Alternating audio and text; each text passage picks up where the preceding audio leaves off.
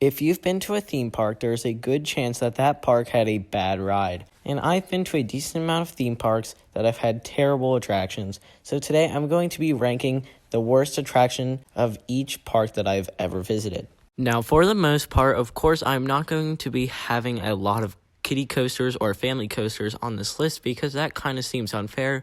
But there are a few family coasters that are just so bad that they deserve to be on this list. All right, let's get into the video. So starting off the list, we are going to have a coaster that I think was supposed to be a thrilling coaster, and it probably was for the time that it came out in, but now it is just a rough and boring ride, and that is Cedar Creek Mine Ride at Cedar Point. This ride is absolutely terrible. I have a mine train at my home park, Hershey Park, and it is short and a lot newer of a ride, but man, it is still better. I mean, Cedar Creek Mine Ride is like twice as long, twice as scenic, and still manages to be absolute garbage. I got off this ride once, and once was enough. Man, this ride, one of the worst coasters I have ever ridden. Now we are heading to the home of the mushrooms, and we are going to be looking at Grizzly at King's Dominion. Now, I know this ride got retracked lately, but I am basing this off of my past ride experiences, and they were not pleasant. I mean, this ride was terrible. Some of the worst jackhammering I've experienced on any coaster. The airtime moments were just painful, and overall the ride was just kind of boring.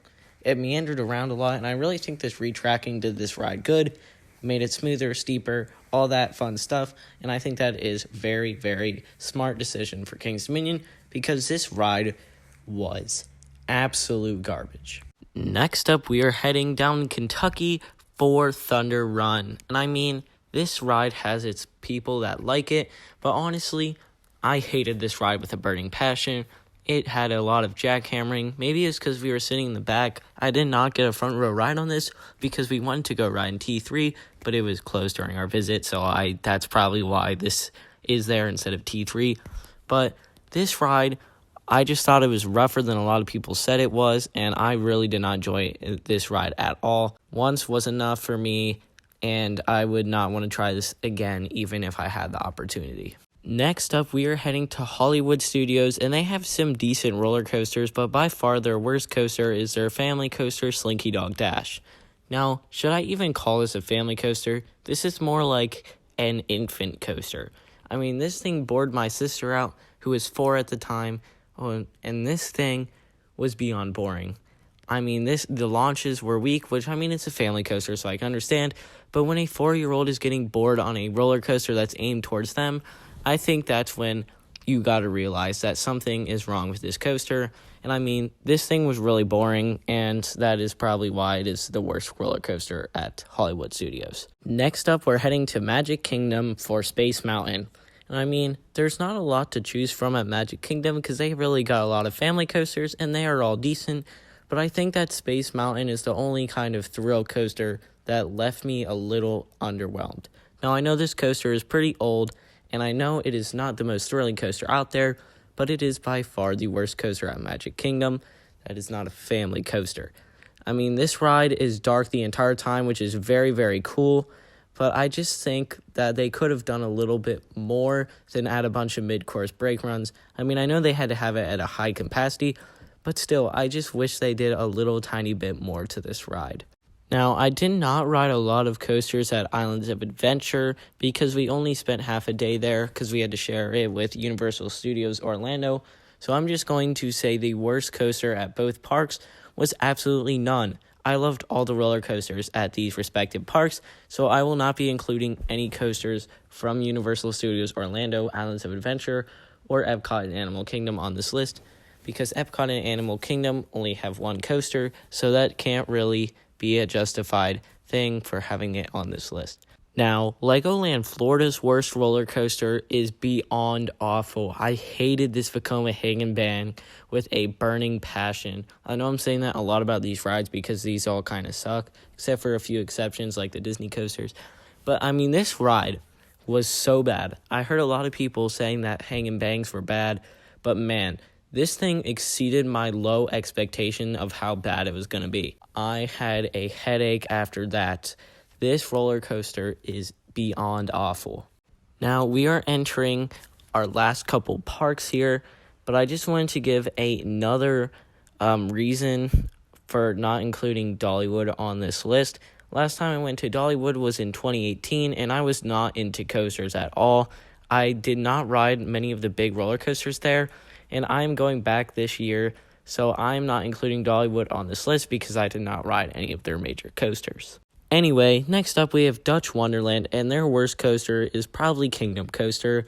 Now, their roller coasters aren't bad per se, and Kingdom Coaster is the only family coaster that offers a thrilling experience other than Merlin's Mayhem, and it does kind of have a little bit of that jankiness to it, while Merlin's Mayhem is still pretty glass smooth, so that is why Kingdom Coaster is the worst coaster at Dutch Wonderland. And next up, we have Hershey Park. They have a lot of good roller coasters, and pretty much all of their roller coasters are pretty good.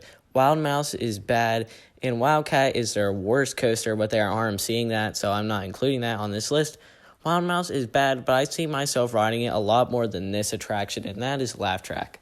Part of the reason is due to the longer lines, but this is literally a pretty close comparison to Wild Mouse, except indoors and with a lot longer waits.